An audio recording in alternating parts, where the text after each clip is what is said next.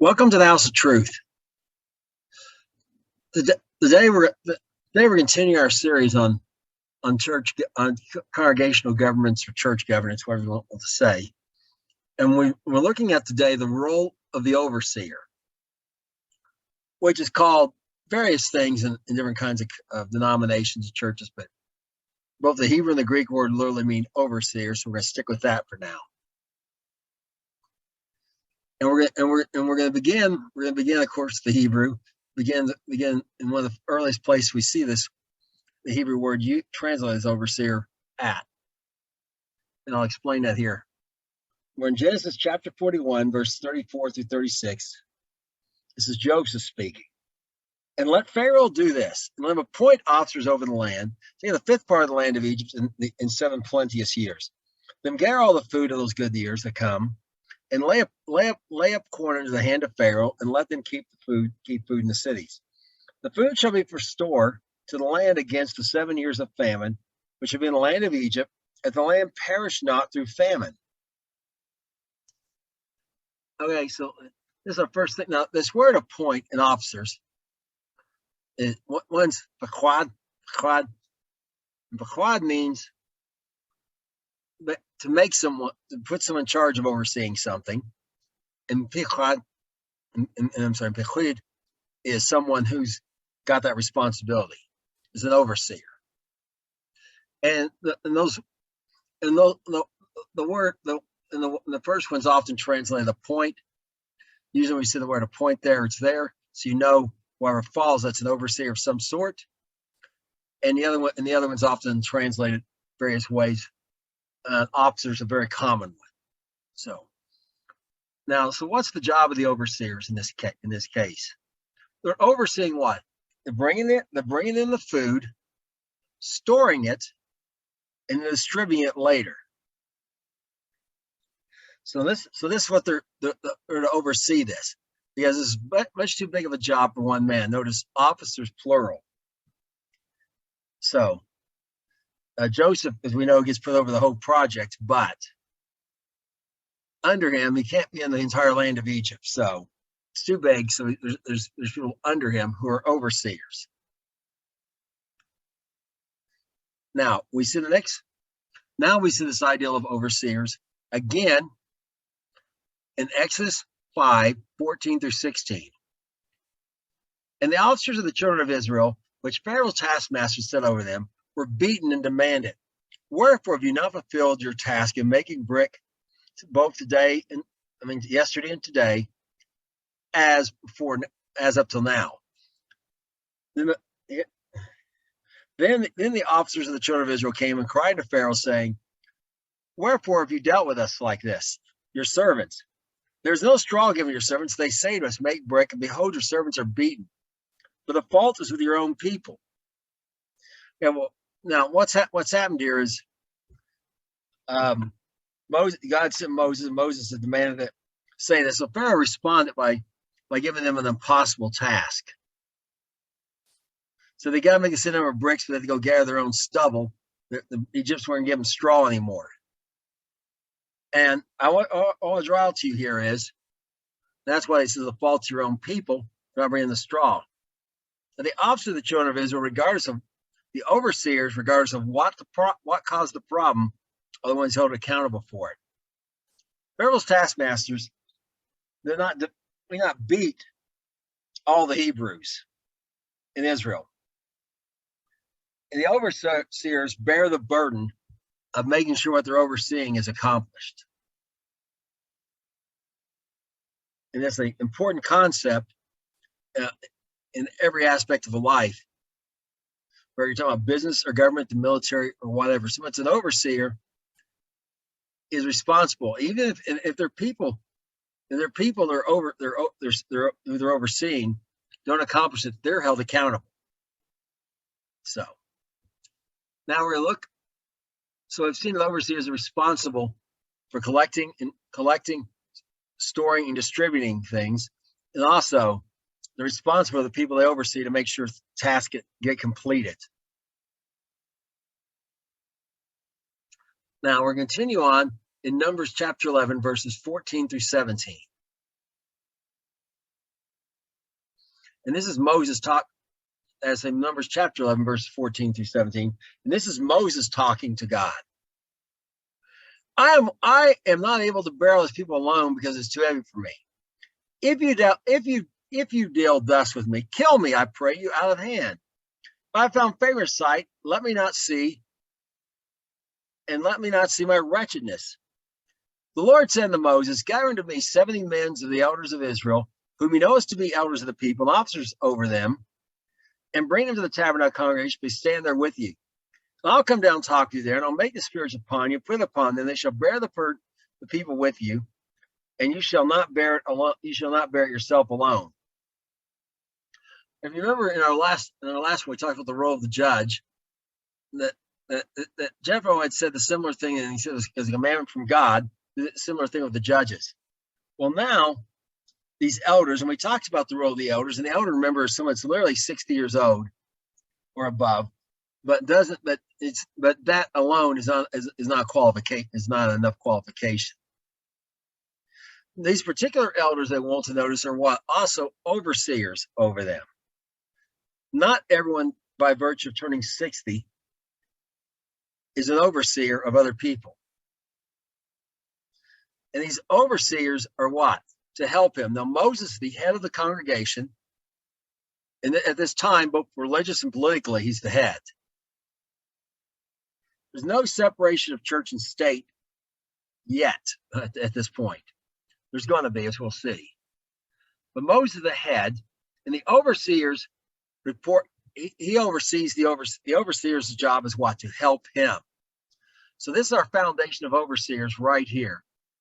They're responsible for their responsibilities often include gathering, storing, and distributing items. Food is our first example. Materials, goods, whatever. Of overseeing workers to make sure the work gets done, and they're held responsible for the work being done. And lastly, the overseers are responsible to someone above them in a congregational setting here, the head of the congregation.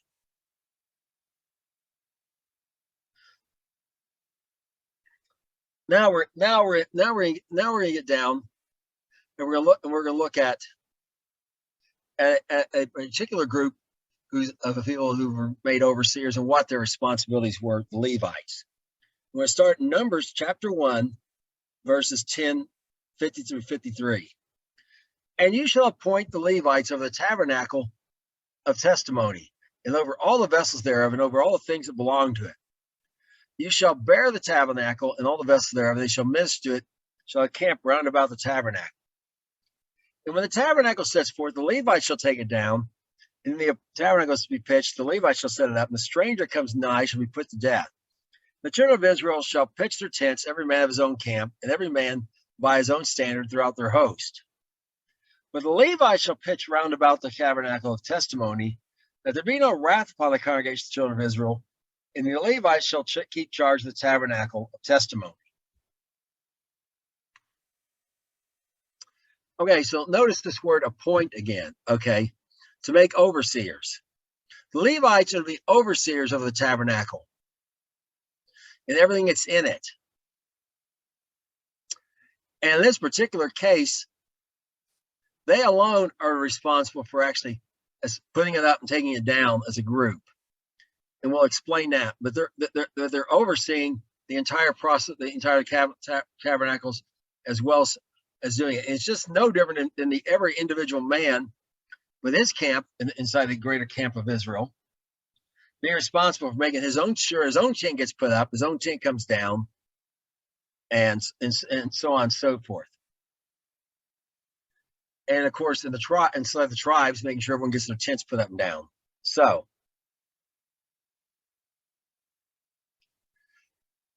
and this thing about stranger here in this case does not mean. Remember, stranger often is a reference like to the children of Israel, meaning someone who's of another ethnic group. But really, it's just anyone that's not of a particular group. In this case, that group is the Levites. So the stranger would actually include other people from any of the other tribes of the 12 tribes of Israel as well as those from other ethnic groups. Anyone's not from that tribe, just want to make that clear. Now we're going to continue on looking at Numbers 3, 6 through 9, about what the oversight that the Levites were to provide. Bring the tribe of Levi near, present them before Aaron the priest, that they may minister in them. And they shall keep his charge and the charge of the whole congregation for the tabernacle of the congregation to do the service of the tabernacle. And they shall keep all the tabernacles of the congregation, the charge of the children of Israel, serve the tabernacle. You shall give the Levites and the Aaron to his sons. They are wholly given to him out of the children of Israel. Now, so, earlier Moses was talking about not minister the tabernacle, but everything else. But we got the same principle here. Now notice this word "keep charge" here now is pachad, and so they are to keep his charge. They are to oversee. He's to direct him why it won't done. They're to oversee it and make sure it gets done.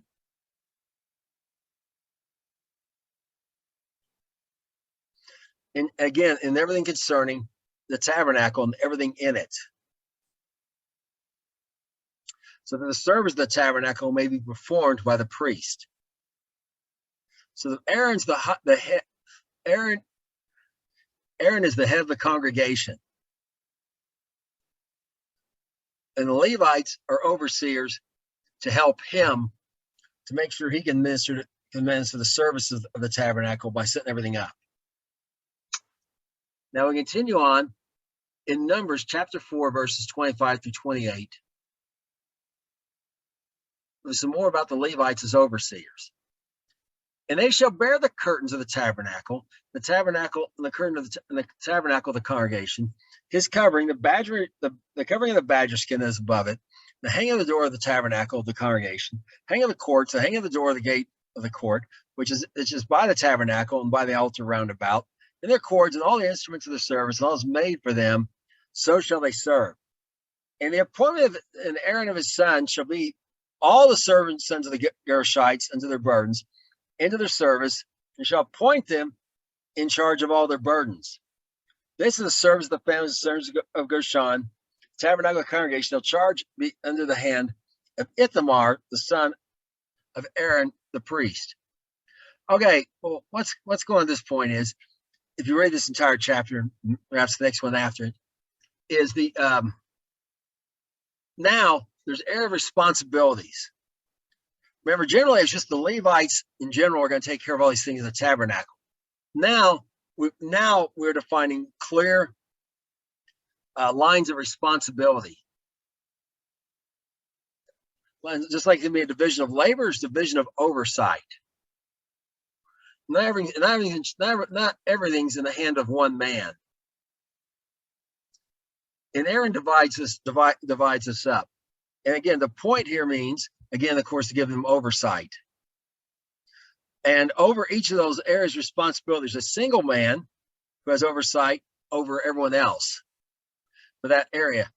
And there's like these three areas, and these three men are there, and they report to Aaron, the son, and they report to Aaron, because Aaron is the son of Aaron. Well, he's part of the family. It's the head of the congregation.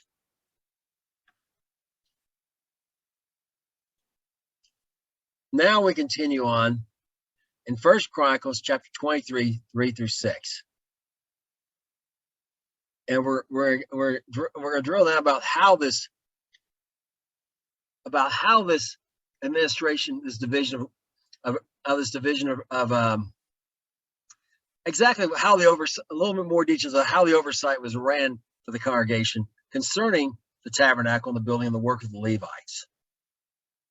Now, the Levites were numbered from 30 years of age and upward. Their numbers by their posts, man by man, was 30 and 8,000, of which 24,000 were set forth to the work of the house of the Lord. 6,000 were officers and judges. Moreover, 4,000 were porters, and 4,000 praised the Lord with instruments which I made, said David, to praise therewith. And David divided them by courses among the children, the sons of Levi, namely Gershon, Kohath, and Merari. So now we can see. Remember, there was 3 divisions. Well, now David's going down there, and notice that out of 38,000, 6,000 are officers and judges. Now, why judges? Because remember, the supreme judge is in the tabernacle.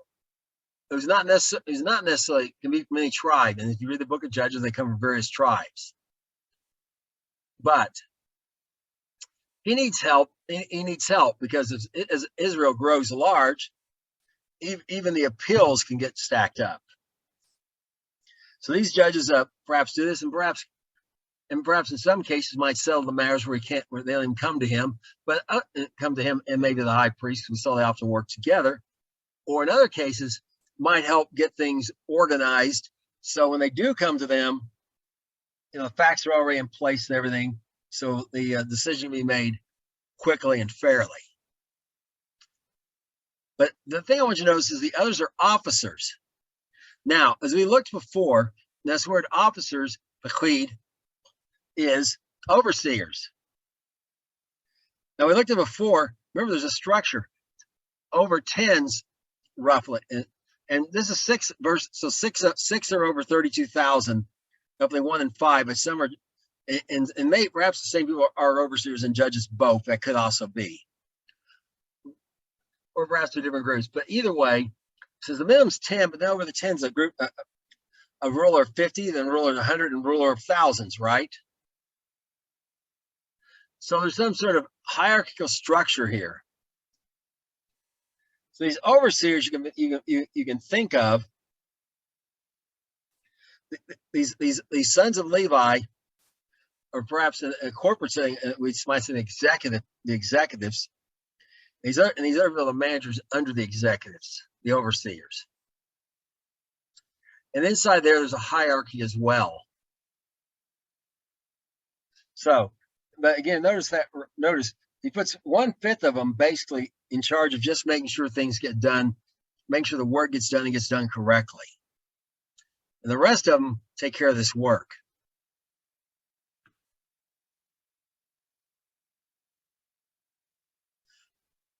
Now we're going to go forward a little bit. That's when David first set up the temple, was really in preparation for the temple that was built after him. But now we're going to look at when the things are being restored to the temple with Jehoshaphat. Things have gotten out of order, and he's putting them back in order. Let's just see how he handles this in 2 Chronicles chapter 19, verses 8 through 11. Moreover, in Jerusalem did the Jehoshaphat set of the Levites and the priests and the chief of the fathers of Israel for the judgment of God, for the controversies when they returned to Jerusalem. They charged them, saying, "Thus you shall do in the fear of the Lord faithfully with a perfect heart, and what cause soever shall come to your bread, dwell in your cities between blood and blood, between law and law, between law and commandment, statutes and judgments, shall even warn they trespass not against the Lord, and so wrath come upon you and upon your brothers. This do you, and you shall not trespass. And behold, Amariah the chief priest is over you in all matters of the Lord.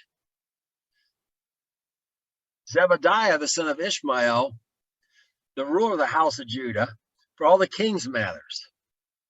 Also the Levites shall be officers before you. Deal courageous, and the Lord shall be with you for good." All right, now we talked about this. Now notice before we talked about this, about where they're setting judges up again in their cities and do all these things the law had commanded, the judges, and they're setting up the supreme judge. But notice the focus here again is on the priest and the Levites and the priest as well. And this division of labor, the chief priest is over all matters of the Lord, or division of responsibility. Okay, so then you have the king's matter. Now these matters of the Lord here are tied to that judgment and stuff. Okay, it's not so much about the building and taking care of the day-to-day affairs and that kind of thing. The king's matter, of course, It's talking about the civil government. That's talking about making sure the king's business gets carried out. But the Levites are to be overseers before you. Overseers of what? Again, what you're looking at the not the tabernacle now, but the temple that Solomon had built before, that David prepared for, and Solomon his son had built. There would be overseers before them. And if everyone will stick to the plan that was laid out in the Torah, he says the Lord will be with them for good. So just be courageous in doing this, because Israel Judah, I should say, had backslidden and had gotten away from this. And there's going to be some controversy. Someone's not going to like it, but just stick to the plan. Everything's going to go well. Now we continue on in 2 Chronicles 34, verses 10 through 13. They put it in the hand of the workmen that wrought the oversight of the house of the Lord. They gave it to the workmen that wrought in the house of the Lord, preparing to amend the house. Even the artificers and the builders gave they it to buy the hewn stone and timber for couplings, and to floor the houses which the kings of Judah had destroyed.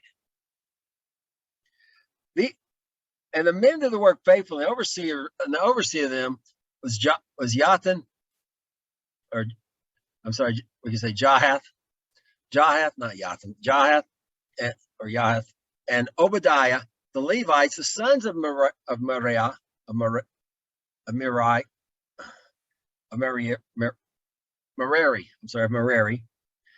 and Zechariah and Meshullam, the sons of the Kohathites, to set it forth, and the other Levites, all that could skill. They could play music instruments skillfully. And they went over the work, and they also were over the bearers of burdens and overseers of all the wrath that was working, all manner of the service. And the Levites were there. And the Levites were scribes and officers and porters. Okay, so notice that there's oversight of the house of the Lord. And again, now this case, that before things are being put in order, but in this case, it's later. These kings of Judah who turned away from God and not only ceased using the temple correctly or at all, but it actually done worse than just let fall in the disrepair from lack of. But they've actually taken things out of it, repurposed stuff out of it, and basically kind of torn it up to use it for constructing other things or whatever. So now it's being amended and repaired. Okay, the house of the Lord here.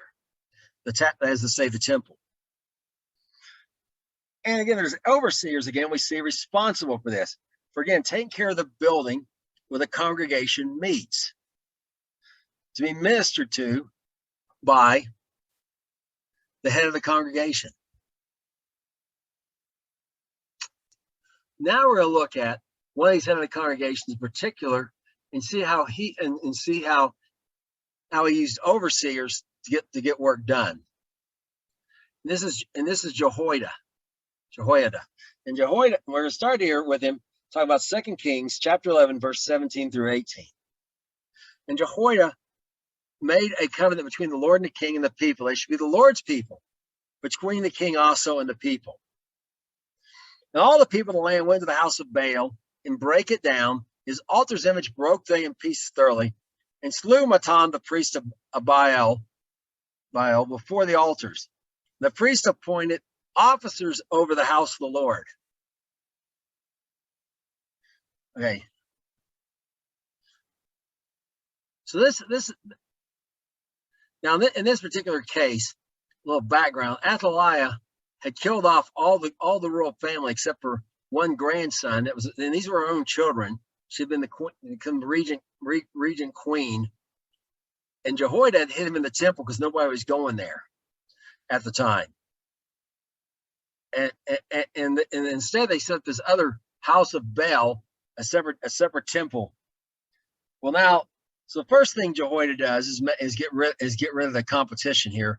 And the competition here, of course, is evil. And he gets rid of that entire system. But now, to make sure things get back on track, he puts overseers, remember, appointed officers, often Chad, or paqid, whether it's a verb or a noun, over the house of the Lord. So the first thing he does, he's going to make sure there's someone responsible for putting the house of the Lord, repairing and putting things back in order. Now we're looking at another case here, another thing with Jehoiada is he restores the order in the position of overseers that have been lost. That have been lost prior to this. 2 Kings chapter 12, verses 9 through 11. And Jehoiada the priest took a chest and bore a hole in it and set it beside the altar on the right side as one comes to the house of the Lord. And the priest that kept the door put therein all the money that was brought before the house of the Lord. And it was so, when they saw there was much money in the chest, the king's scribe and the high priest came up and put in bags, and told the money that was found in the house of the Lord. And they gave them money, being told, and the hand of them that did the work, that had oversight of the house of the Lord. They laid it out to the carpenters and builders that wrought upon the house of the Lord. Okay, so just like we saw, similar to what we saw at the beginning with food, now it's with money. And notice that it's overseers there. Now, what God, if you look a few verses earlier, you had these overseers over different divisions of getting the work done. They were all collecting money separately.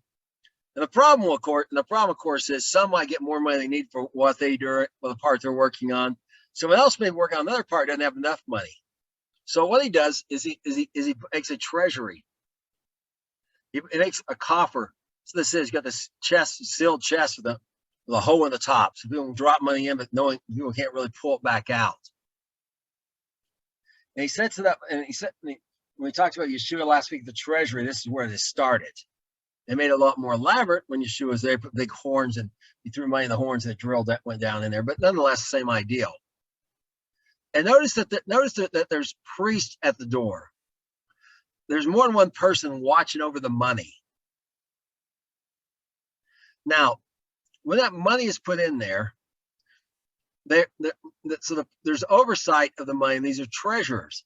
And remember, I mentioned earlier, the scribes. Now you got people who are writing things down and keeping track of things, okay?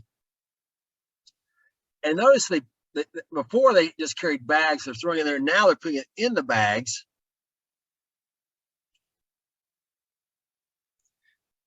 And now they're putting the money in the bags and putting it in there. So now you got this office of a treasurer, an overseer, and the overseer had oversight of the house of the Lord to make sure the work got done.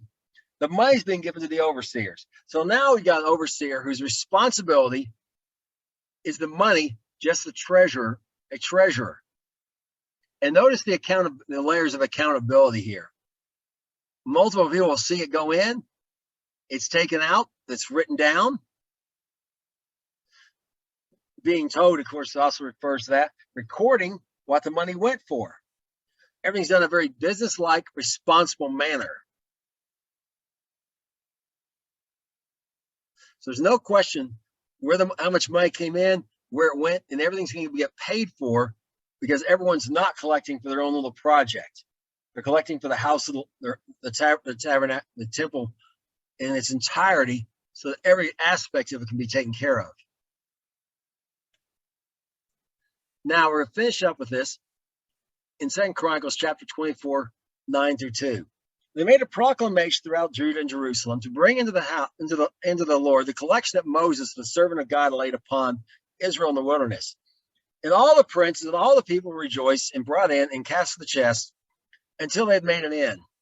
And it came to pass that at the time the chest was brought into the king's office by the hand of the Levites, when they saw there was much money, the king's scribe and the high priest officer came and emptied the chest and took it and carried it to his place again. Thus they did day by day and gathered money in abundance. And the king and Jehoiada gave it to such as did the work of the service of the house of the Lord, and hired masons and carpenters to repair the house of the Lord, and also such as wrought iron and brass to mend the house of the Lord. Okay, so this gathering here is not Jehoiada's own original ideal. Comes up, just off his own head, or even inspired at the moment by the Holy Spirit. All the Holy Spirit inspired him to do was look back what Moses did.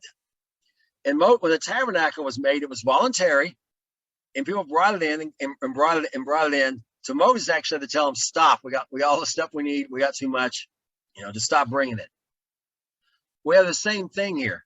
But notice this oversight again. Notice the king's office is there as well. You have government oversight as well, not just the religious people. So you got an external entity, and like here in America, that might be reporting to someone, but also there's like the evangelical accountability space. But anyway, there are groups who are external to congregations and external to other ministries to provide a third party accounting for accountability. And the point of this in this oversight here is over the money. Again, the overseer oversees money as well, and not also oversight to make sure the work gets done, the money spent properly. And this is super important because it gives people confidence. And the people, when they have confidence that the money is going to be used for what it's supposed to be, for the stated purpose, and there may be a case, we'll look at this, where you have to divert some for an emergency for some other purpose, but they know it's not going to it's not just going to people's pockets and people aren't stealing it or whatever. It gives them confidence, and they will give more abundantly and more willingly. So it's super important to have overseer of the money, and all these layers of protection to make sure everything's above board and on the up and up. And even down there to paying the people who are doing the work, make sure they're not, you're not paying one extra, or the guy or someone's getting a kickback or anything like that. So this is a super important part of the office of the overseer. And here in today's world, I mean, there was a case of a guy a long time ago claiming he's collecting money to help orphans in Haiti, and some of the money did go for that. But because there was no external viewers, well, we'll talk about him a little bit more, but it did not go well. We're going to look at a parallel to this guy in a few minutes. Now, we're going to jump forward.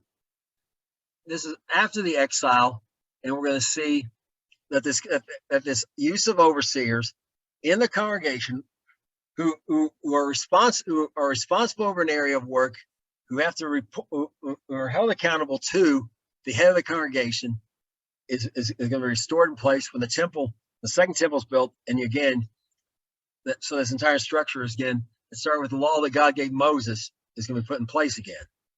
Also the Levites, Shimei, the son of Hashub, the son of Azrikam, the son of Hashabiah, the son of Bani, and Shabbatai, and Jozabad, the chief of the Levites, had oversight of the outward business of the house of God.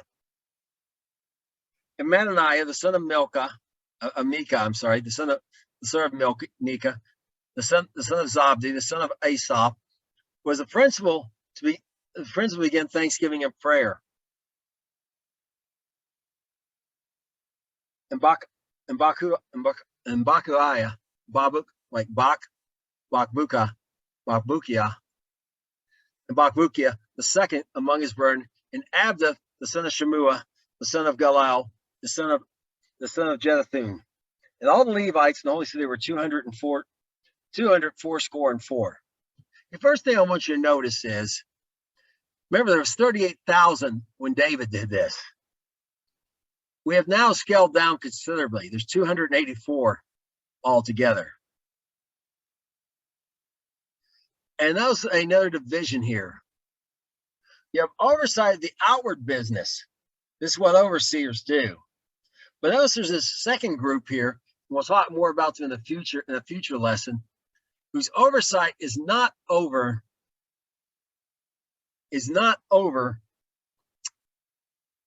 the physical building and those kind of things. but they're oversights over the message, and that does play in these other overseers to some degrees, which we'll see in a little bit. But there's a division of labor between the physical building and what's spoken in the building. Okay, and the number is very small here overall. So of course the number of, you're not going to have 6,000 overseers over 284 people. The number of overseers also went down considerably, and as it grows, it'll expand. Now, put this in perspective: when Moses took a census, numbered the Levites, the ratio of non-Levites to Levites is roughly 20-1. So if you maintain that staff, that ratio, in a congregation, and everyone paid tithes, you'd be able to. Your congregation would consist of about 5,000 families. So it's a pretty good group. But it's 5,000 spread over, well, the province really of Judah under the Persians. 5,000 families. I want to say that again. So to give you sort of an idea, which would be around 50,000 people. So we'll discuss, we'll see why that plays into in a minute here. Now we're going to go forward to the time of Yeshua, and look here, and we're looking at the Gospel of Mark, chapter 5, verses 20 through 23, and we're going to see how the job of the overseer continues at that time. Again, Mark chapter 5, verses 20 through 23. He departed and began to publish in Decapolis how great things Jesus has done for him, the men did marvel. When Jesus passed over by ship to their side, which will gather him, and he was nigh unto the sea. Behold, there comes one of the rulers of the synagogue, Jairus by name. When he saw him, he fell at his feet, besought him greatly, saying, My little daughter lies at the point of death. I pray you, come and lay hands on her that she may be healed, and she shall live.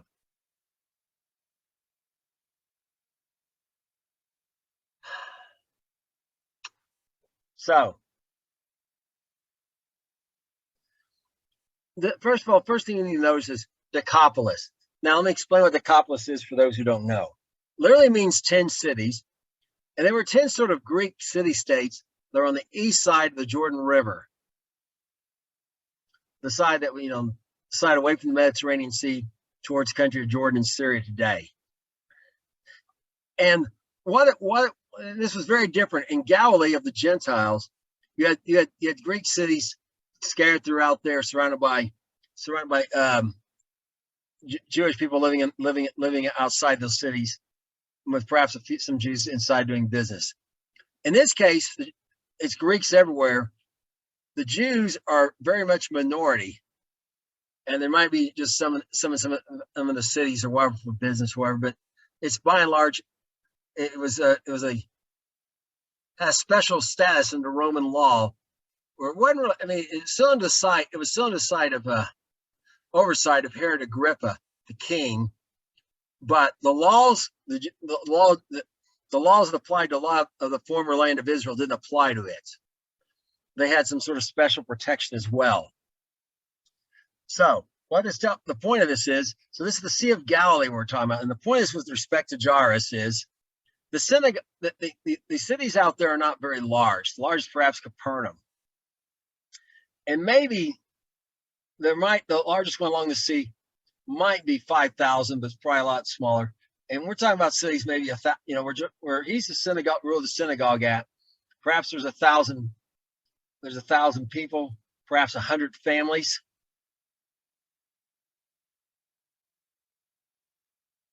And so because of this,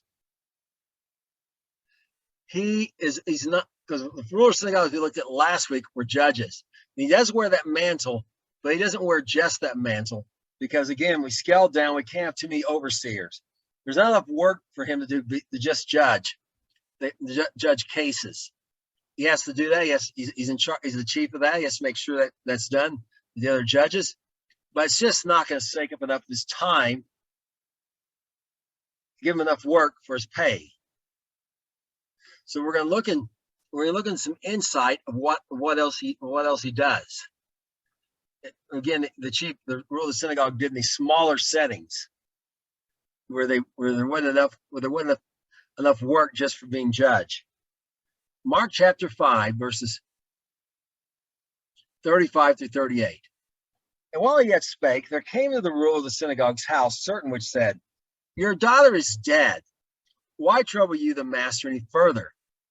As soon as Jesus heard the word that was spoken, he said to the ruler of the synagogue, Be not afraid, only believe.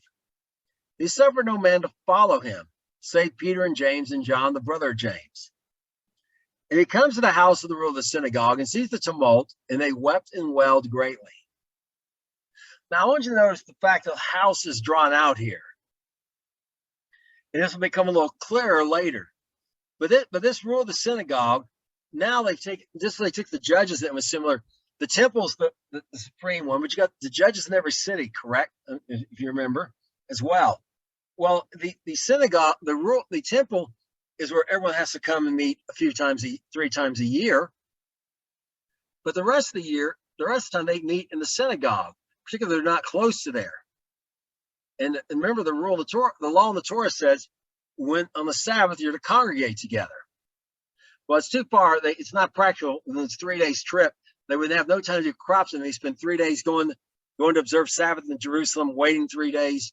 I mean, at the Sabbath over, walking back home, just to turn around and repeat the process. So, of course, they built synagogues. They did this before the time of Yeshua. Return to Psalms, they destroyed the synagogues. And the word there is Beit Knesset, which is the same as and literally means house of assembly. The word synagogue or synagoga, Greek, means place of assembly. The word karka, which we also get the word circle from, means place of assembly, which is where we get the word church from. And out here where I live, Tulsa, is from a Greek word, which means place of assembly as well. So, the city could be called church or synagogue or Beit Knesset. It would be just as accurate. Although it would not reflect the heritage from the fact that it was in the Greek heritage, if it was that way. So notice the house, the connection to the house here. He's the house. He's the ruler of he comes to this house of the ruler of the synagogue. There's a connection between this ruler of the synagogue and the house, because in these smaller congregations, there's not enough judge work needed to be done where he's just sitting on court all day. He also is responsible for overseeing the building, and this is the Arca Synagoga. Literally, the head of the synagogue, the Arca, like the top dog. Okay, like Arca. So he's the chief of the synagogue. Okay, literally more like chief would be more accurately.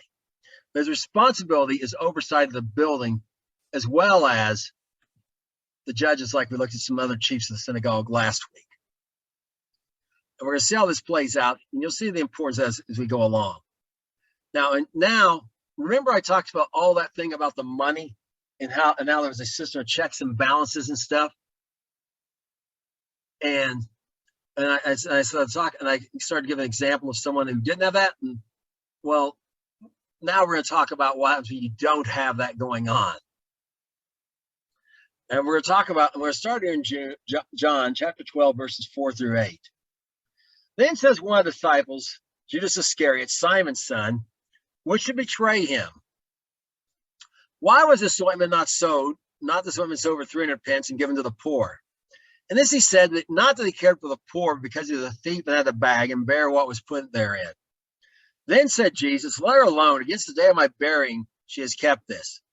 For the poor always you have with you, but me you have not always. Now, the word pence may sound like not much money, like $3. No, a pence was a day's wages. The word translated pay. It's probably the Greek word denarii, but anyway, it's a day's wages. So if we live, wages are $12.50 an hour. A day's wages would be $100. Okay. So this anointment's quite expensive. I mean, in that scenario, this anointment's $3,000. Okay. I'm sorry, $30,000. Okay. Now, at first thing I want you to notice is Judas is appealing for this money because he says he says it's for the poor, but he doesn't really care for the poor. What's he doing? He's a thief, and that Greek word literally means like pilfering. So he's not like just grabbing all the money and running off. But if they put if someone donates 100 silver coins, he might put 99 or 98 in the bag and put the other 1 or 2 in his pocket. And notice that there's no anyone else. This become clear. There's no one else in charge of this, and this is why he thinks he can get away with stealing. We'll say it doesn't really work for him, but he thinks this. And this is like this guy was talking about.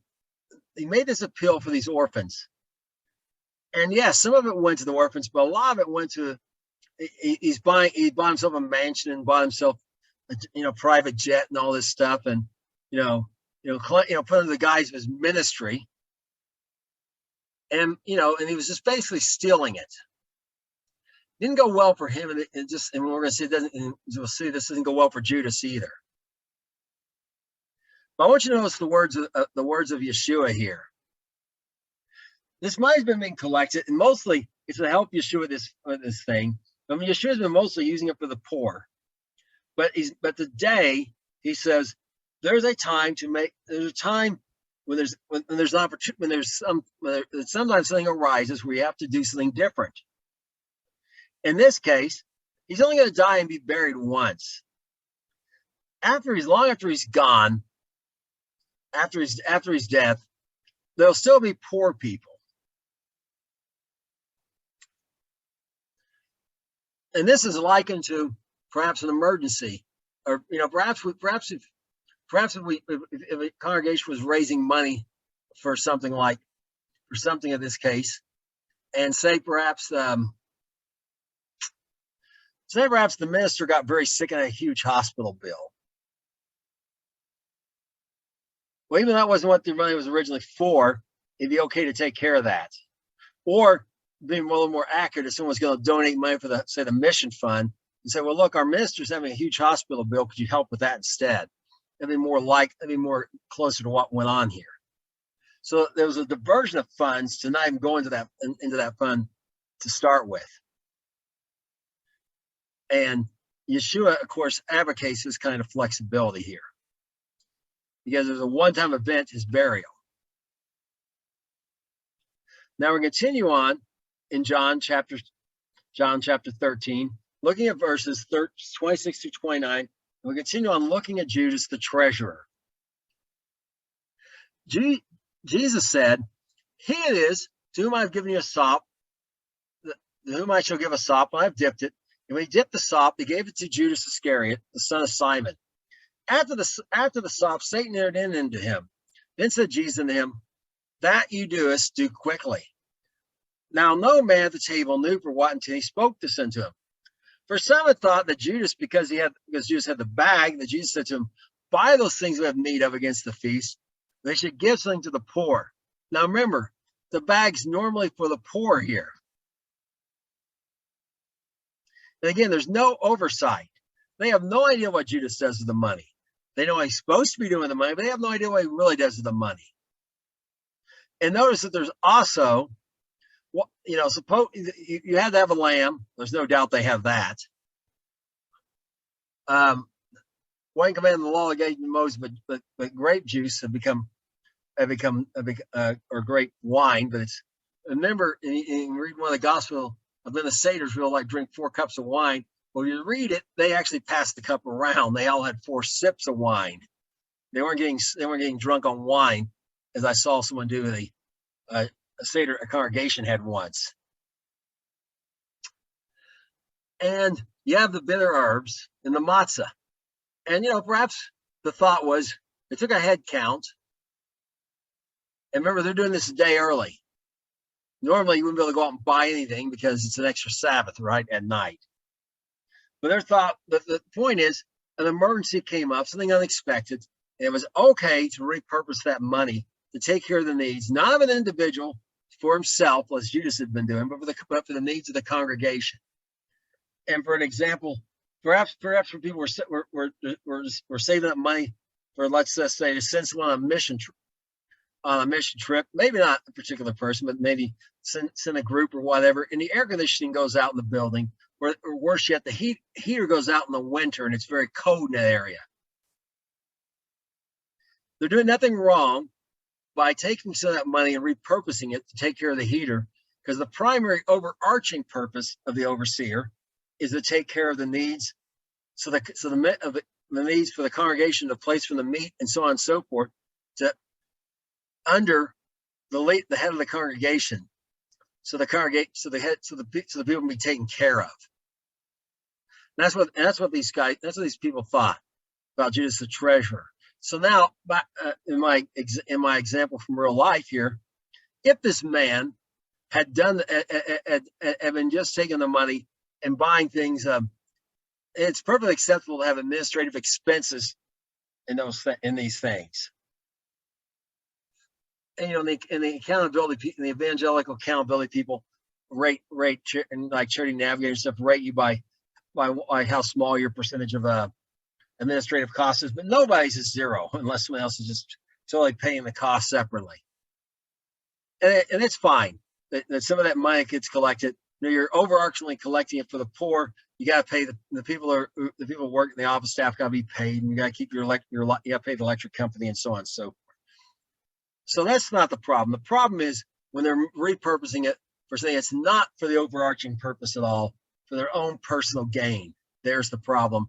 And that's what that man who I talked about in Haiti did. That was stealing money that should have been taking care of orphans in Haiti for himself. It did not end well for him, and nor does it for Judas, as we're going to move along and see. Because he's the overseer of the money, or the treasurer. Acts chapter 1, verses 17 through 20. And he was numbered among us and had obtained part of this ministry. Now this man purchased the field, the reward of iniquity, and falling headlong, he burst asunder in the midst, and all his bowels gushed out. And it was known to all the dwellers of Jerusalem, insomuch as the field was called in their proper tongue, Al-Qadama, that is to say, the field of blood. For it is written in the book of Psalms, let his habitation be desolate, and let no man dwell therein, and his bishopric let another take. Okay, so now I want you to notice the end of the money he bought, the money he got for betraying Yeshua. Been pilfering some, and he bought this field with it, the potter's field. And he hung himself, but when the rope broke, he fell down, and his bowels went everywhere. So there's just a bloody mess there, and that's why it's called the field of blood. And because of this, in like manner, this man from Tulsa I was talking about, he also got caught by the feds, faced judgment, and while not put to death like Judas, where he hung himself, is pretty much in life or prison, because the overseer will have always answer to somebody eventually, and ultimately they'll answer to God the Father. They'll answer to Yeshua, because the Father's committed all judgment to Yeshua. No one ever gets away with anything in the long run. But in the short run here, I want you to notice that no man dwell therein, his habitation. Okay, his house, whatever he had, was empty. And this bishopric. Now notice the word bishop there. This word is episcopals. And it's where Episcopalians and Episcopal is an overseer. And notice Judas is the only one called this. It's not the apostles were bishops. They were apostles. Judas is called this because he was the overseer of the money. So overseers are also responsible for the money. Now we're gonna look at Shaul, the Apostle Paul, and see how all this information we looked at overseers applies to us today. We're gonna start looking at that, and we're gonna look at us. We're gonna begin here in Acts chapter 18, verses 4 through 7. And he reasoned in the synagogue every Sabbath, persuaded the Jews and the Greeks. And when Silas and Timotheus were come from Macedonia, Paul was pressed in the spirit and testified to the Jews that Jesus was Christ. And when they opposed themselves and blasphemed, shook his raiment, he said to them, "Your blood be upon your own heads. I am clean. From henceforth I will go into the Gentiles." He departed there and entered into a certain man's house named Justus, one that worshipped God, whose house was hard joined to the synagogue. Okay, there's really a lot in here that most people don't perhaps miss. Right? Now remember, he's in Corinth now. Corinth is a city of over 50,000 people. Roughly half of them are Jews. So the Corinth synagogue serviced roughly the same number of people, because perhaps people out in the countryside, would go there as well. And they're far enough away, of course, got their own synagogue, but one's close in the close area. There aren't in other towns. We're going to go there as well. They got kind of a city-state thing set up inside of Greece still, even though they're not officially city-states, they're Roman provinces. And it also has around the same number of people as the temple did in the days of Nehemiah. Now, this is important because we saw last week there's a chief of the synagogue named Crispus who believed Paul and joined him, and later another one called Sosthenes who stood up, and they were judges, as we saw. Well, there's this man Justus also whose house is joined hard to the synagogue. Remember, synagogue, the house of meeting, house of assembly, and house here, like we saw with Jairus. This and what is this? The Greek word there, joined hard, literally means it shared a wall. And when I lived in Greece, this is what we did. We lived in what they call the summer house. And on one end, on one end of our house, we had a window facing into the courtyard of the facility. Our next door neighbor, really our landlady's brother, lived in that house. That's where she had grown up. And our back wall was part of the courtyard wall of the house behind us. And our wall on the other side, our wall on the left, if you're facing from the front, was also the wall of the house next to us. Was hard joined. And parsonages used to be like this, where the pastor stayed. And I knew of one parsonage where the guy's house was literally joined to the church. The sanctuary was almost an extension of his house. He didn't even have to go outside. He'd just go from his house into the back room, into one of the back ministry rooms, just through a door. You're in his kitchen. You're in the church. Just go through a door through one of the back ministry rooms where they held Sunday school or whatever. Or perhaps is the kitchen. I think it was the kitchen of the congregation building, opposed to his own personal kitchen, right? Well, this ideal came from this here, and this is what the overseer in a larger congregation. You had a man who's charged, responsible again. You can split that division up, not like Jairus, who had to do both. That's where the mention of that word house. We can divide that responsibility, these lines of responsibility. And the one who's responsible for the building, his house is hard joined to it, so he can take care of it easily. The building, that is to say. So this man Justus is an overseer. And again, overseeing is under the head of the congregation to help them take care of things, and particularly the building.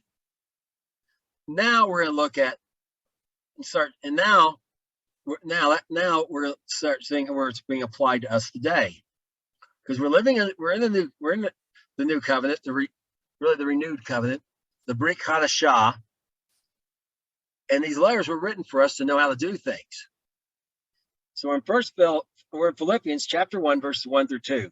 Paul and Timotheus, the servants of Jesus Christ, all the saints in Jesus Christ, which are Philippi, with the bishops and deacons. Grace be unto you, and peace from God our Father and the Lord Jesus Christ. Okay, well, first of all, it's addressing it to all the saints at Philippi. And remember, Philippi, when they first arrived there, wasn't even big enough to have a synagogue. There wasn't enough Jewish believers. They dropped the age all the way down to 12, like bar mitzvah, because they couldn't even form a synagogue. Okay, but so the congregation there is bigger than that, but the city itself wasn't very large. It's the chief city in that part of Macedonia, but the chief city of Macedonia is Thessalonica, and so there's one congregation there. First, I want you to notice it's bishops, plural. Bishops are under or overseers. This is the word episcopals here. Are under the head of the congregation, often called like a pastor, something like that. They're under him. There's multiple deacons as well. Now, this word overseer, it's literally the Greek word episkos, means overseer again, just like the Greek word paquid.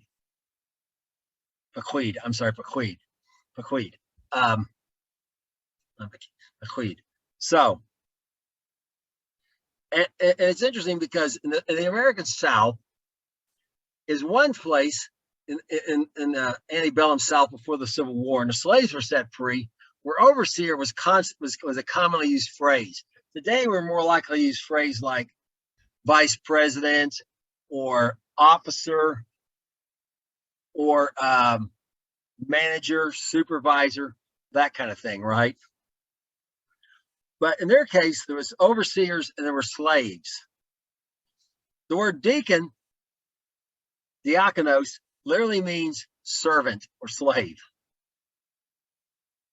And we'll talk about their role in a future post, that lesson. I mean, that role in the congregation, the governance of the congregation.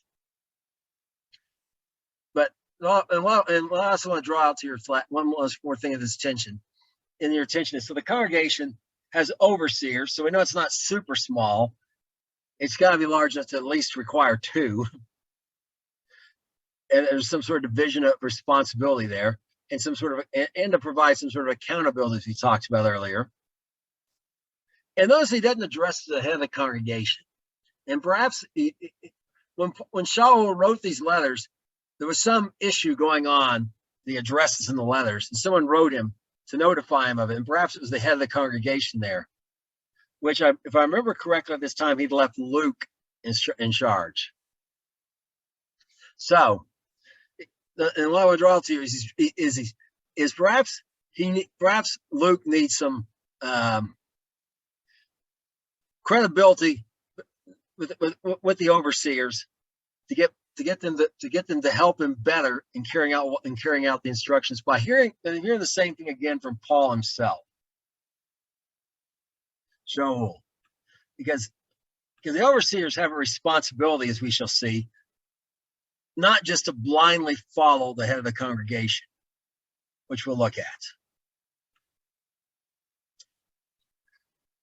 Now, in 1 Timothy chapter 3, 1 through 5, we're going to start talking about, we're going to begin looking at not just the responsibilities of the overseer, but also what the requirements of them to have this position. This is a true saying. If a man desire the office of a bishop, he desires a good work. A bishop then must be blameless, the husband of one wife, vigilant, sober, of good behavior, given to hospitality, and apt to teach. Not given to wine, no striker, not greedy of filthy lucre, but patient, not a brawler, not covetous. One that rules well his own house, having his children in subjection with all gravity. For if a man know not how to rule his own house, how should he take care of the church of God? And I'm going to start here at the beginning, at the end. Notice again the connection between the house and the church of God, ruling his own house. Now, taking care of the building, yes, but there's a little bit more implied there. Because notice ruling his own house also means having his children. And if he can't rule his own house and keep people in his own house who he has oversight of, because every man has oversight over his own wife and children, is the head of the house, then he's not able, if he can't take, so this is one of the requirements, is he's got to show he can take care of this thing at home before he scales out over something larger and more important, the house of God. And also his home, provided he has sufficient income, his house should be neat and in order. The building, provided he has the money to take care of that the best he can with the money he has, as well as the behavior of his children, which you could think of as the congregants of his house. So he's got to take care of not just the building, but also the congregants. Now, we're going to look into that. So it's a good work, because God's going to, of course, the more responsibility you have, the more the greater reward is going to be from the Father as well, if you are diligent and faithful to take care of it. Not like Judas or that man I mentioned before. I think I'll just go ahead and say his name. His name was Robert Tilton. None of you like him, either one of those. But if you're faithful, your reward's going to be based on how if you're faithful, you're going to be rewarded for this. You're going to get something for this extra trouble. Because remember, you're held to a stricter judgment and held accountable for the actions of those under you. So there's going to be some sort of reward, eternal reward as well. So that's a good thing. And notice that he must be blameless. He can't be under suspect. Can't be so much under investigation for criminal activity or something like that. Now, someone might say, well, blameless might mean, like, say he's 60 years old. And as we saw earlier, the overseers are primarily from the elders. And let's say when he was 20, he helped rob a bank. In prison, he met the chaplain or whatever, led him to the Lord. He gets out. And he lives, and he just toes the line from then on out and just lives a stellar life. He's blameless. It's not saying that he's never sinned, because it was that no one would ever be qualified. But like I've talked about before, he gets to the point where he sins no more. Okay, the husband of one wife. That only means one wife at that time. Not that he had a wife, she died and he remarried. Polygamy was legal in the eastern half of the Roman Empire and wasn't uncommon among richer people. Sometimes with a wife, sometimes two wives, and a wife member, families are joined together. Your wife's relatives are your relatives legally, like father-in-law, mother-in-law. Some had a wife and concubines, and the concubines were also married to, but there's no family connection. So the concubine isn't concerned about the man's extended family, and he's not hers. She's just concerned about him and her children. And typically the concubines were former slaves and orphans and that kind of thing, who didn't have any family connection other than their husband when they marry. So this guy has to have a wife and only one, okay, at a time. And again, if he has two wives, not that it's actually not allowed under God's system, but if you do, it's too much responsibility. You can't possibly take care of that and take care of the congregation or church. They're called out in the congregation as well. There's too much responsibilities at home. Vigilant. He's busy. He is diligent in doing his business. Sober. Doesn't make decisions based on emotion.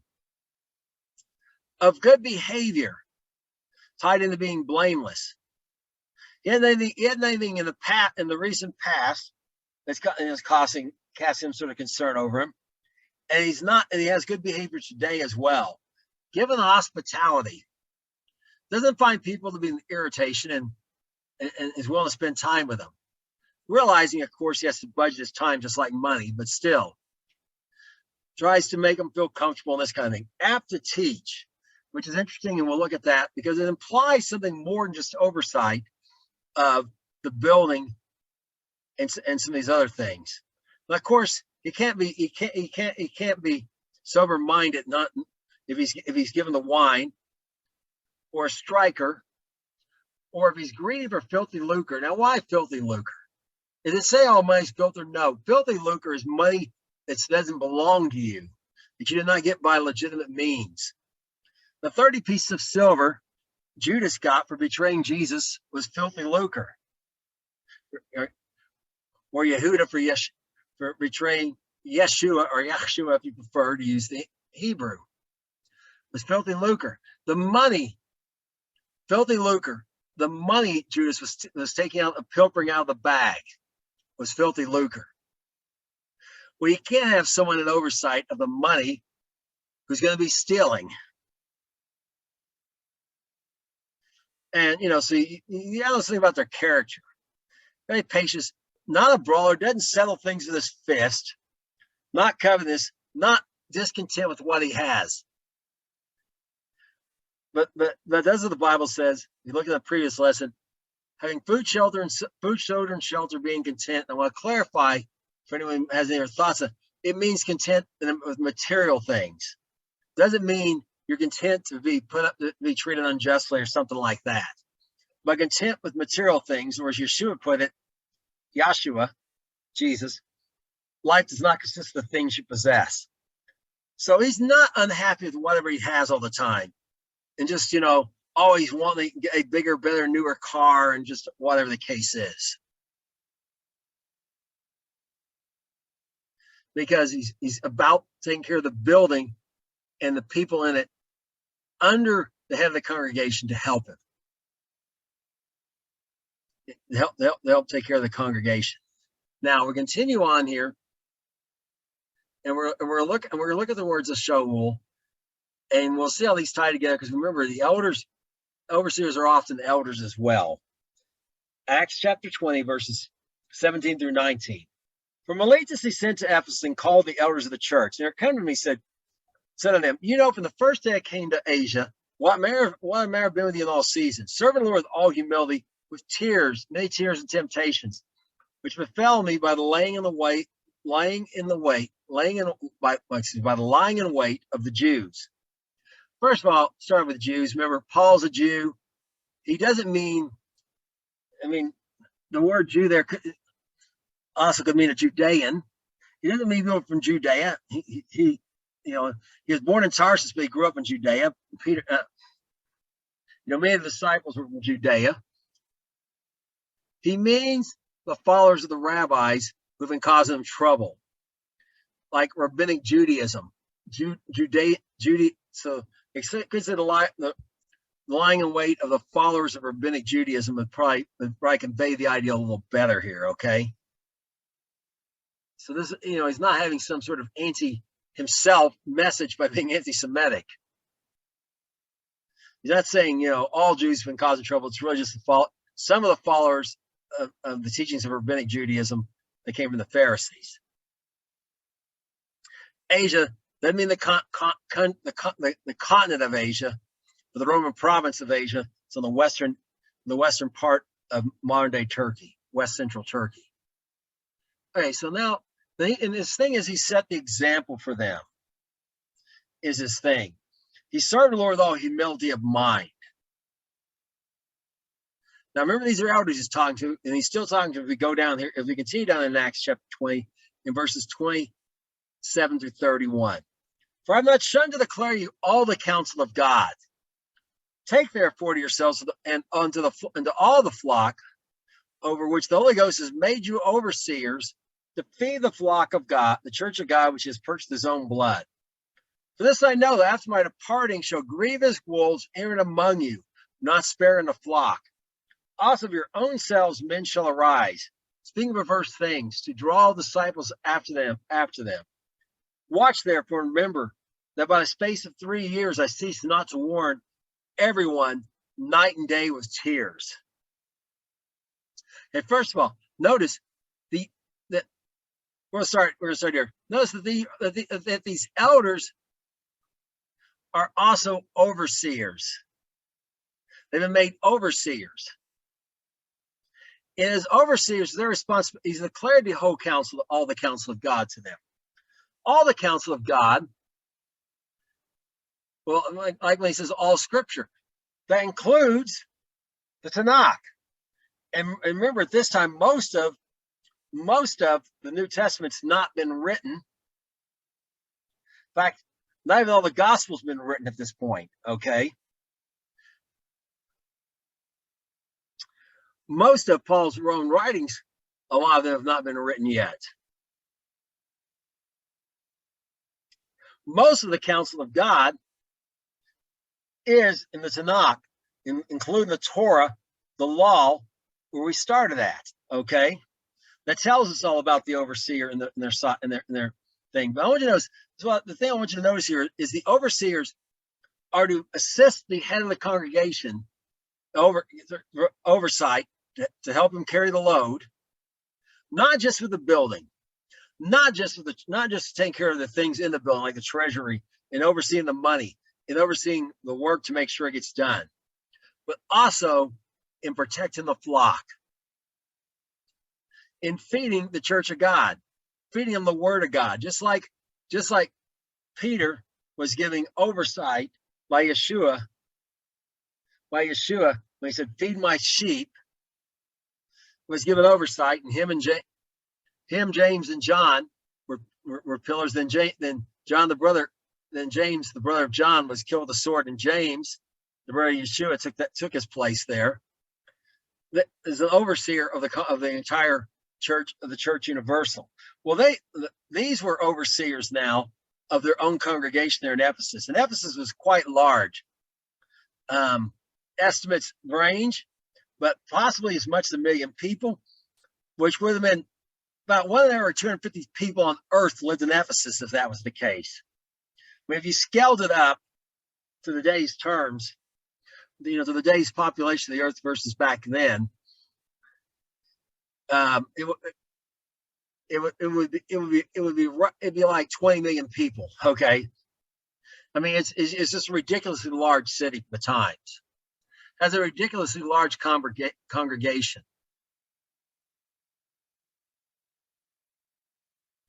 And remember, again, these bishops are not overseers. The word same word is translated bishop. Episcopals is not over a bunch of churches, over the heads of a bunch of individual congregations. They're in one congregation under the head of the congregation.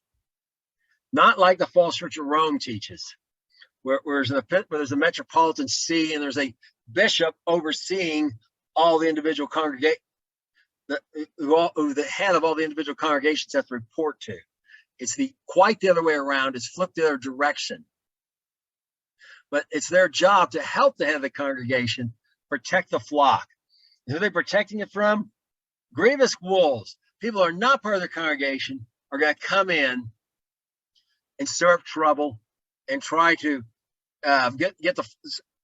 devour the flock by getting them to fall away from the teachings of Yeshua. See that endures to the end that's saved. We looked at this before when I talked about the whole once saved, always saved, and predestination. I did a whole series on that. And see that at the end of endurance. I mean, these people aren't going to literally kill people and eat them. They're going to go in there and they're going to scatter them. They're also going to cause them to fall away. And likewise, and even inside their own congregation, they're being told, look, watch out. People in your own congregation are going to speak what? Perverse things. What's that mean?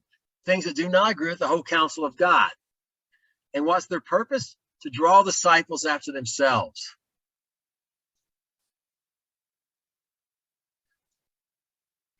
So this is a large congregation, way too much for the pastor, one guy, to keep track of.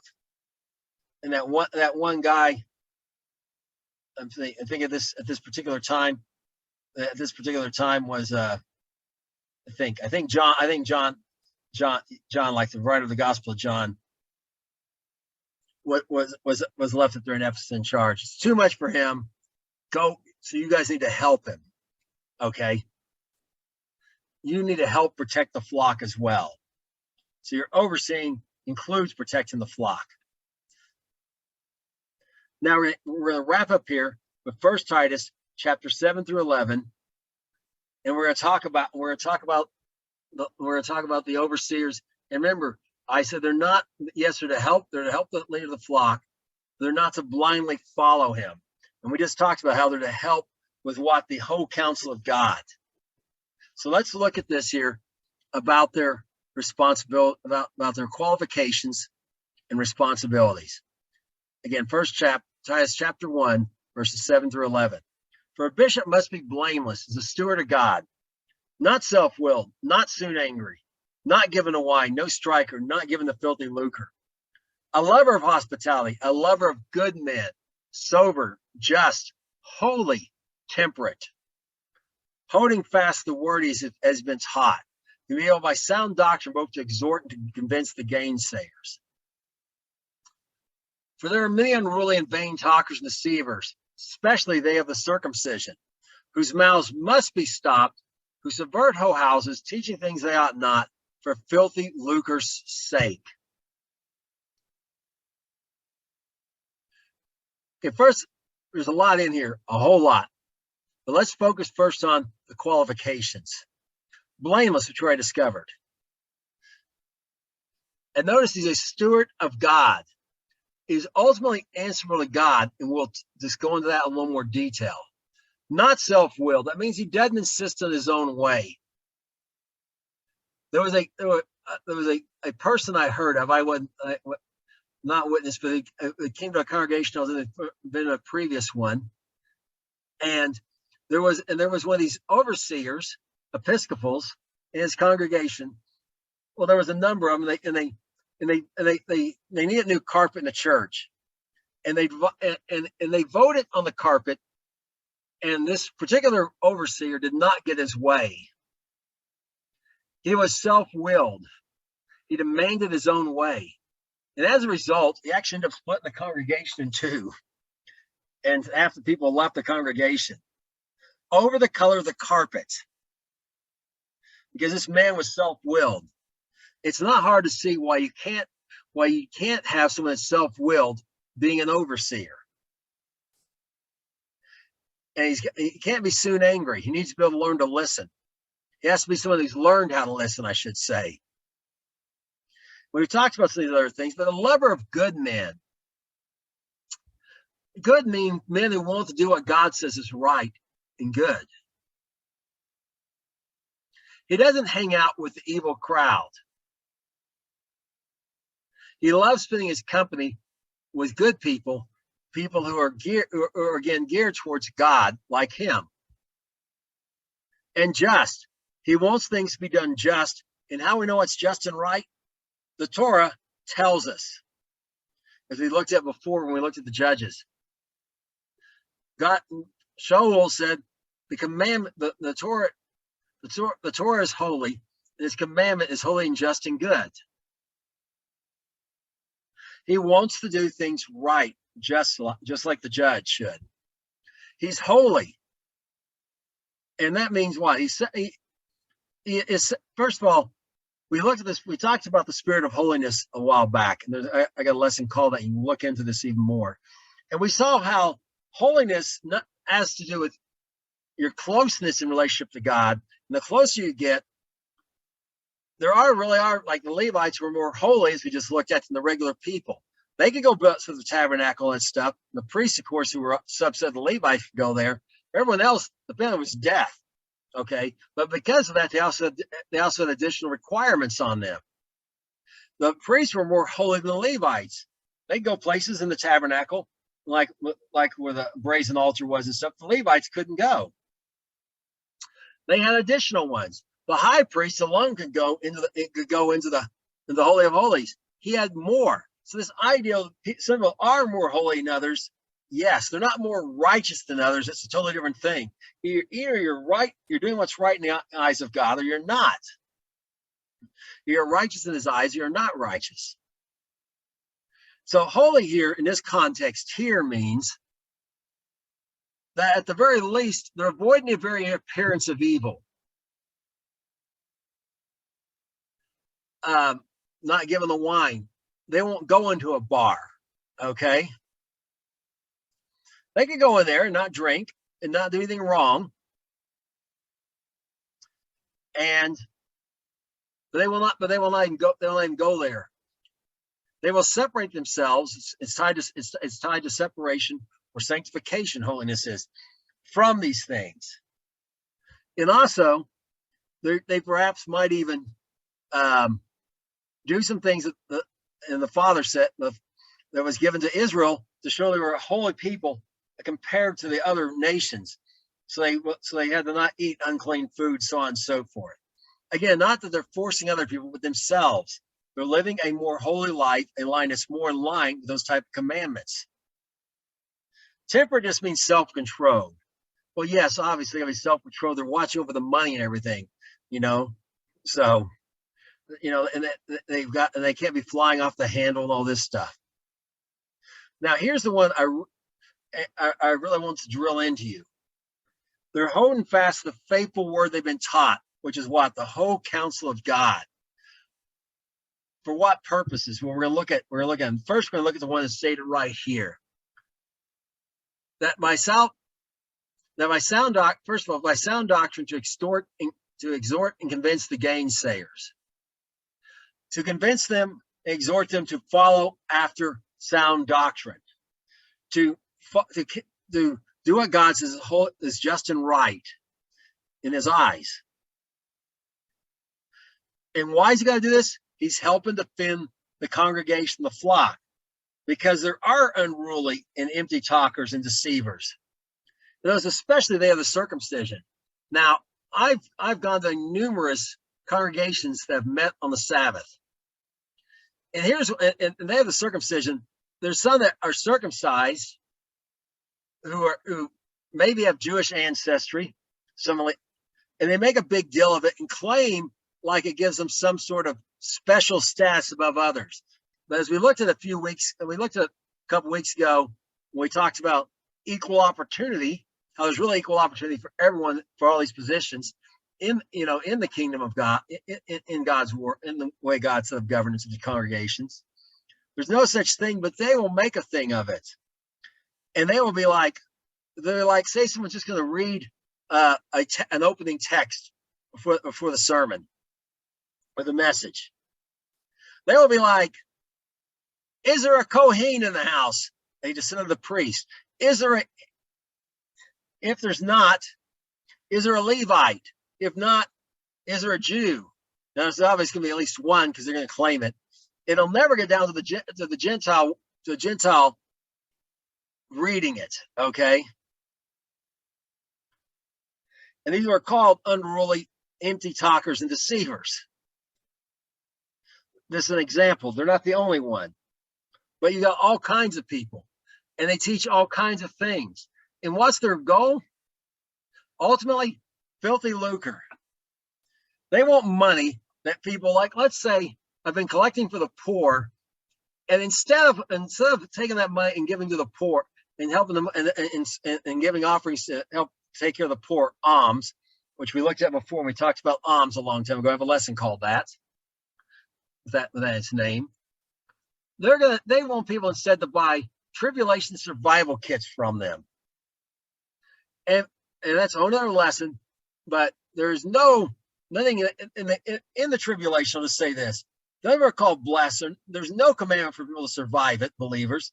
The only ones called blessed are the ones who are actually killed, martyred for Jesus during the tribulation.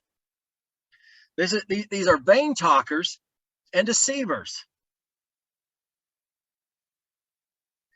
And they will deceive people with all kinds of teachings regarding the tribulation and the rapture, or there not being a rapture, or in some other extreme cases, like I grew up with a millennialist, that there was no millennial reign or tribulation or anything either. And why are they teaching these things they not to? To get money that should be going towards the kingdom of God and its work, to put in their own pocket. Filthy lucre. Now, this brings us to our final thought about overseers. Remember, the overseer is under the head of the congregation, but he's ultimately a steward of God. And he's held fast the faithful word that he's been taught. Now, what if the head of the congregation goes off? Because we talked about in Philippi how Paul doesn't address the congregation, he addresses the overseers. To assure them the head of the congregation is teaching them correctly and teaching them right. Because it's their responsibility to put him out like the bishops put out, or if they even had to, dissolve the congregation and make a new one, depending on what the case was. They're not to blindly follow the head of the congregation.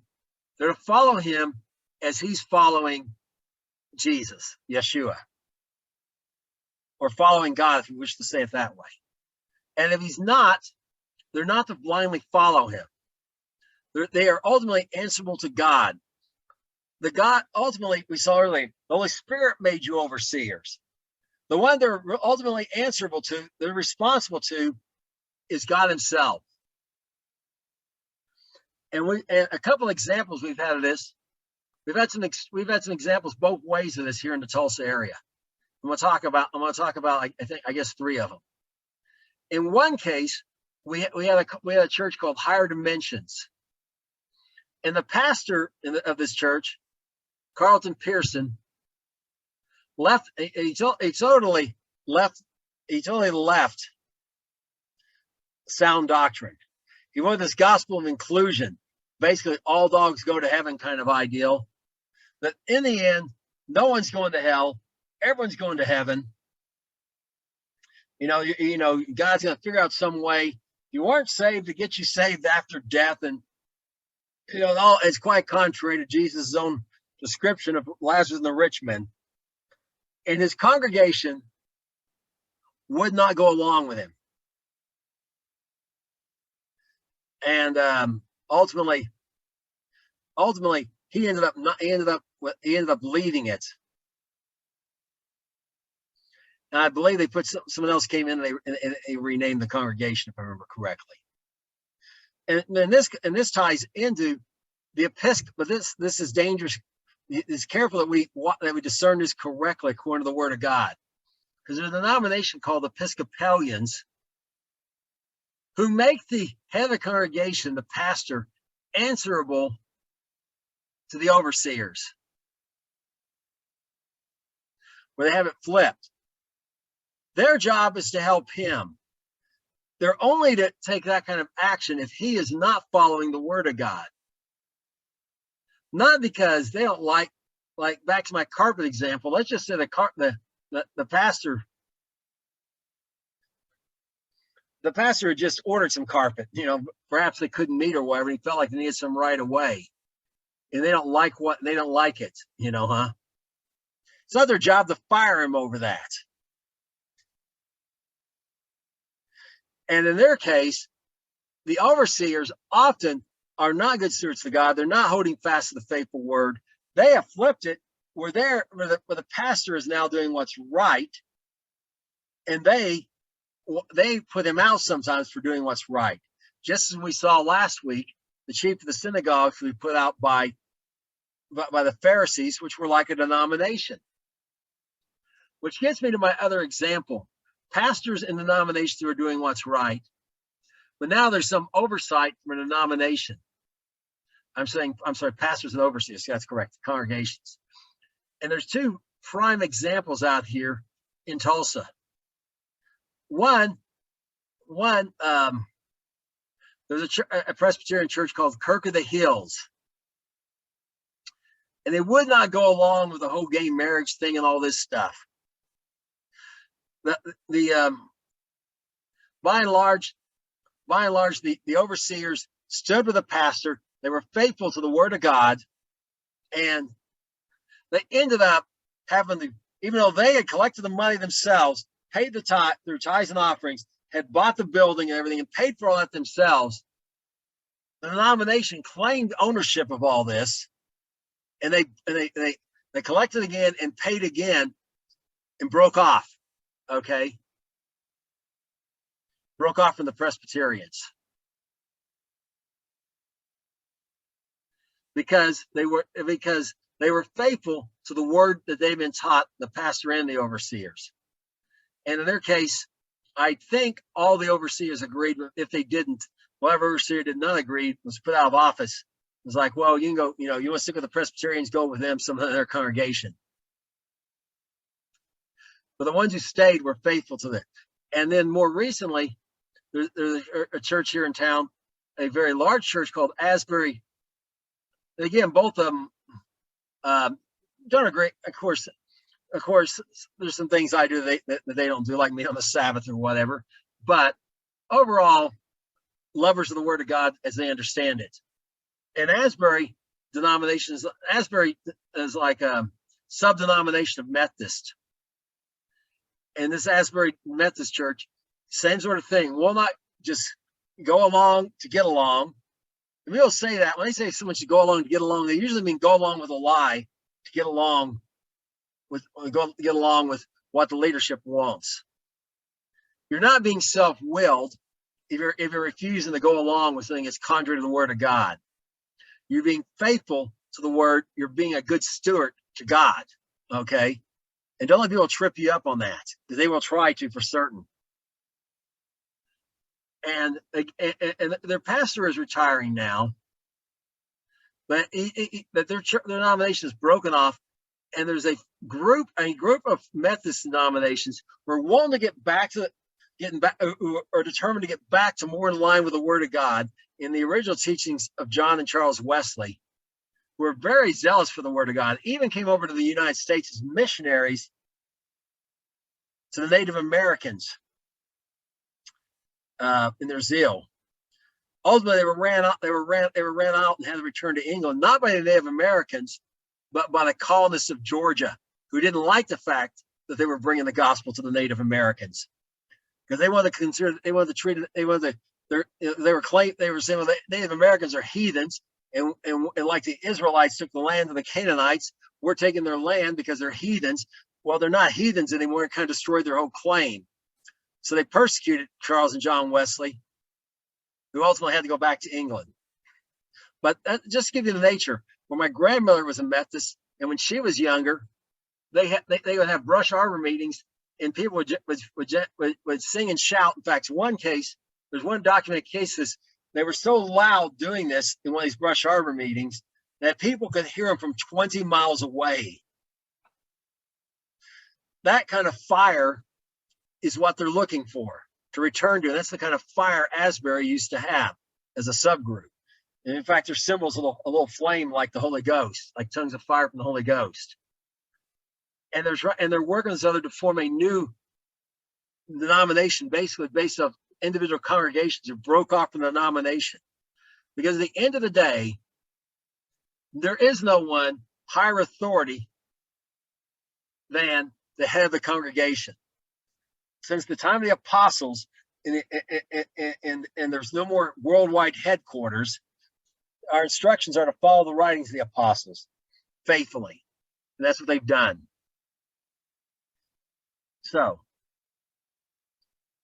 in brief summary, overseers are not overseers of the heads of congregations, not bishops over a see like the Catholic and the Orthodox and the other parts of the false church of Rome do. They are overseers under the head of the congregation who are responsible for the building, the money, handling the money, making sure it's handled correctly, trying